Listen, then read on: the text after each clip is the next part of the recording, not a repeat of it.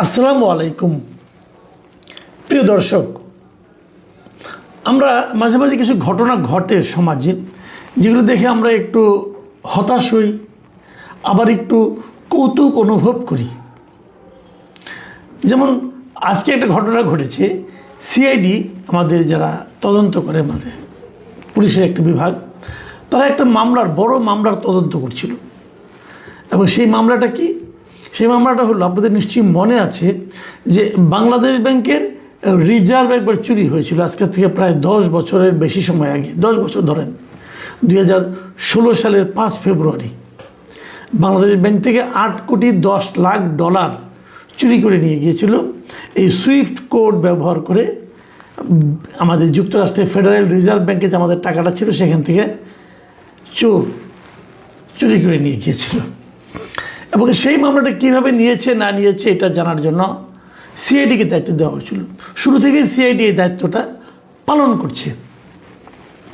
এবং ওরা যে তদন্ত করবে, তদন্ত করার পরে এই তদন্ত প্রতিবেদনটা আদালতের কাছে সাবমিট করবে, এটাই তো নিয়ম।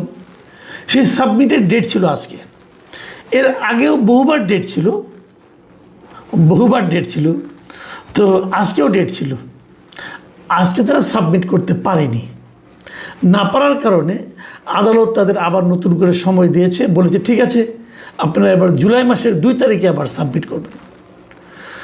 তো আপনারা নিশ্চিত থাকতে পারেন, জুলাই মাসের 2 তারিখেও তারা পারবে না, তখন আদালত থেকে আবার একবার টাইম দিবে। এইভাবে দিতে দিতে এই সিআইডিকে এই মামলার তদন্ত রিপোর্ট দেওয়ার তারিখ আদালত 95 বার পিছিয়েছে। 95 বার। ভাবেন একবার, আমাদের চৌকস তদন্তকারী কর্মকর্তারা তারা পারেননি। কেন পারেননি? হয়তো তাদের সেই তদন্ত করার জন্য যে সমস্ত সাপোর্ট দেওয়া দরকার, তাদেরকে হয়তো সেই সাপোর্টগুলি দেওয়া হয়নি, এটাও কিন্তু হতে পারে। তো এই চুরিটা হয়েছিল কোন আমলে? আওয়ামী লীগের হাসিনা সরকারের আমলে। এবং তখন এই ঘটনার প্রেক্ষিতে ওই সময় যিনি বাংলাদেশ ব্যাংকের গভর্নর ছিলেন, মিস্টার আতিউর রহমান, তার কিন্তু তেমন কিছু হয়নি। উনি পুরো হাসিনার আমলে প্রকাশ্যে মোটামুটি ভাব গাম্ভীর্য নিয়েই ঘুরে বেরিয়েছেন, কোনো দায়িত্বও উনি নেননি। তো জনগণের টাকা গেছে, কার কী গেছে? সরকারের তো কোনো লস নাই, জনগণের টাকা, জনগণ বুঝবে। হ্যাঁ, সেই টাকা চলে গিয়েছিল ফিলিপিন্সে সেখানে জোয়ার একটা ক্যাসিনোতে গিয়েছিল। যাই হোক, সেখান থেকে কিছু টাকা যে উদ্ধার হয়নি একদম তা না, অল্প কিছু টাকা উদ্ধার হয়েছিল। সেখান থেকে প্রায় $1.5 কোটি মতো উদ্ধার হয়েছিল, কিন্তু এখনও $6,64,00,000 এখনও উদ্ধার হয়নি। সেটা উদ্ধারের জন্য যুক্তরাষ্ট্রে মামলা হয়েছে, মামলা আবার উঠিয়ে নেওয়া হয়েছে, আবার মামলা হচ্ছে, নানা কিছু হচ্ছে এখন পর্যন্ত। কিন্তু সবচেয়ে বড় কথা হলো যে আপনি যে মামলাটা করবেন, আর্গুমেন্ট করবেন, আপনি কিন্তু বলতে হবে টাকাটা কীভাবে চুরি হয়েছে। আপনার একটা তদন্ত রিপোর্ট তো থাকবে, সেই তদন্ত রিপোর্টটাই তো আদালতের কাছে জমা দিতে পারছে না। তো এই যে ডেট দেওয়া হলো আবার, এবং ডেট দেওয়ার সময় বিচারকও জানেন যে কিছু হবে না, আবার পেছাবে। জানি না, হয়তো তারা দিতেও পারে, তবে না দেওয়ার সম্ভাবনা 99%। আমরা এই যে মামলার ডেট পেছানো, মানে তদন্ত রিপোর্ট জমা দেওয়ার জন্য বারবার তদন্তকারী কর্তৃপক্ষকে সময় দেওয়া আদালতের, তার কি লিমিট থাকা দরকার। আমরা আরেকটা ঘটনার কথা বলি আপনাদেরকে, নিশ্চয়ই আপনাদের মনে আছে সাগররণীর হত্যার কথা। 2012 সালের ফেব্রুয়ারিতে এই সাগররণী হত্যাকাণ্ড ঘটেছিল এই ঢাকা শহরে। তখন ওই সময় যিনি স্বরাষ্ট্রমন্ত্রী ছিলেন অ্যাডভোকেট সাহারা খাতুন, তিনি বলেছিলেন যে দ্রুত 48 ঘন্টার মধ্যে 48 ঘন্টার মধ্যে এই রহস্য উদ্ঘাটন হবে। সে 48 ঘন্টা পেরিয়ে মানে আপনার মাস, সপ্তাহ, দিন সব চলে গেল, বছর চলে গেল। এখন অলরেডি 14 বছরের বেশি সময় চলে গেছে, এখনও সেই তদন্ত রিপোর্টই জমা দেওয়া হয়নি। এই রিপোর্টটা, এই তদন্ত প্রতিবেদন জমা দেওয়ার তারিখ কতবার পিছিয়েছে? 126 বার। আমি জানি না এর মধ্যে এটা ওয়ার্ল্ড রেকর্ড হয়েছে কিনা, তদন্ত প্রতিবেদন প্রদানের তারিখ পেছানোর দিক দিয়ে আমি জানি না, হলে হতেও পারে, একটু খোঁজখবর নিলে হয়তো জানতে পারবো আমরা। গিনিজ ওয়ার্ল্ড রেকর্ড বইতে উঠতেও পারে, বলা যায় না কিছু। 126 বার এই রিপোর্ট প্রদানের তারিখটা পিছিয়ে গেছে, উদ্ঘাটিত হয়নি কিছু। এত বড় একটা ঘটনা, কিচ্ছু হয়নি, জানা যায়নি। কেন এগুলি হচ্ছে? আমি ধরে নিচ্ছি দুটো ঘটনাই আওয়ামী লীগ আমলে হয়েছে। নানাজন নানা কথা বলেন, হয়তো অনেকে বলেন যে যারা হত্যার সঙ্গে জড়িত তারা হয়তো ওই সময় সরকারের সঙ্গে যোগাযোগ করতে পেরেছিল, করে থামিয়ে দিয়েছিল। আবার এমনও হতে পারে হয়তো ওই সময় সরকারই চায়নি যে এই মামলাগুলোর জট খুলুক, হতে পারে। কিন্তু সেই কথাটাই তো এখন বলা যেতে পারত। এই যে অন্তর্বর্তীকালীন সরকারের আমলে যে 1.5 বছর গেল, তখন তো আওয়ামী লীগ সরকার ছিল না, তারাও তো এই কাজটা করতে পারত। রিজার্ভ চুরি বলেন আর সাগরণী বলেন, কেউ কিছু করেছেন? করেননি। আরেকটা মামলার কথা বলি, এই কুমিল্লার সোহাগী জাহান তনু হত্যা মামলা, এটাও কিন্তু 10 বছর আগের ঘটনা।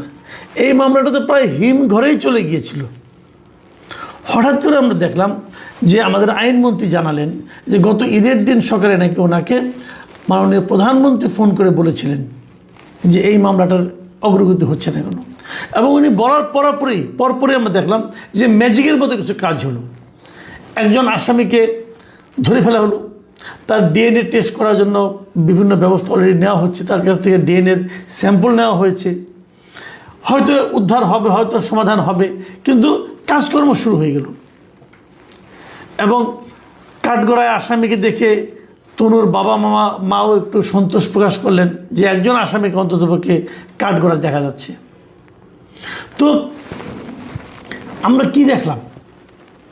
আমরা দেখলাম যে মামলার ডেট যে বললেই হয়, আদালত তাদের একটা সময় দিয়ে দেয়। আমি বরঞ্চ আদালতকে অনুরোধ করব, এভাবে বারবার এই সংখ্যা বাড়িয়ে তো কোনো লাভ নাই।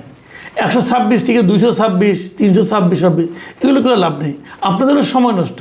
বরঞ্চ আপনারা একটা বলে দেন যে নতুন করে কোনো ডেট দিলাম না, আপনারা যখন পারবেন তদন্ত প্রতিবেদন দেন ভাই, যখন পারেন। দুইটা সিআইডিকে অথবা এখানে আপনি পিআইপি পিবিআই আছে, এদেরকে বলে দেন ভাই আপনার যখন আপনার মন খুশি লাগে, যখন আপনারা পারেন তখন দয়া করে তদন্ত প্রতিবেদনটা জমা দেন।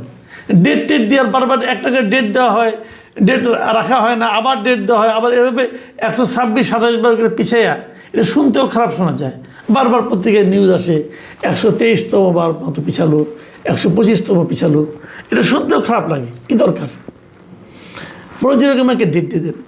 আর দ্বিতীয় যে কথাটা আমি বলতে চাই, এটা হলো দেখেন, তনু হত্যা মামলা কিন্তু এখনও কিছু অগ্রগতি হতো না যদি প্রধানমন্ত্রী আগ্রহ প্রকাশ না করতেন। তার মানে প্রধানমন্ত্রী আগ্রহ প্রকাশ করলে পর যদি হয়, তাহলে আমরা কি বুঝবো? আমরা বুঝবো যে এটার অগ্রগতি হওয়া সম্ভব। অগ্রগতি হওয়া সম্ভব, কিন্তু হচ্ছে না কোনো একটা কারণে। যেই না মাত্র প্রধানমন্ত্রী বলেছেন, সেই মাত্র যে কারণে অগ্রগতি হচ্ছিল না সেই বিষয়টা থেমে গেল, তার মানে অগ্রগতি হওয়া শুরু করলো। তো রাষ্ট্রের সর্বোচ্চ ব্যক্তি কি সব মামলার ব্যাপারে বলবেন? তার আর কোনো কাজ নাই? এই প্রশ্নটা কিন্তু আসবে। কিন্তু পাশাপাশি আমরা এটাও ঠিক যে কিছু কিছু মামলা, যেমন সাগরণী হত্যা মামলা অথবা বাংলাদেশ ব্যাংকের রিজার্ভ উদ্ধারের মামলা, এটার তদন্তটা তাড়াতাড়ি শেষ করার জন্য আমি মনে করি একটা তাগাদা আমাদের প্রধানমন্ত্রী তারেক রহমান দিতে পারেন। যদি দেন, ব্যাংকে টাকাটা উদ্ধার হলে কী হয়? টাকাটা তো আমাদের দেশেই ফেরত আসবে। অথবা তদন্তটা তো আমরা জানতে পারলাম কার কারণে, কে অপরাধী। এই ব্যাপারে আমি বিশেষ করে আমি প্রধানমন্ত্রীর দৃষ্টি আকর্ষণ করছি যে আপনি প্লিজ, সামনে আরেকটা ঈদ আছে, সেই ঈদের দিন আবার একটা তাগাদা দেন যে এই দুইটা মামলা তোমরা কী করলা ভাই, একটু জানতে চাই। সাগরণীটাও জানতে চাই, এবং আমাদের ব্যাংকের টাকা কার কারণে, কার দোষের কারণে, কার গাফিলতির কারণে চুরিটা হলো সেটাও জানতে চাই, কারণ তার একটা দৃষ্টান্তমূলক বিচার হওয়া দরকার। প্রিয় দর্শক, আমরা জানি না কি হবে, তবে আমাদের প্রত্যাশা থাকবে। আপনারা ভালো থাকবেন। এখন এ পর্যন্তই।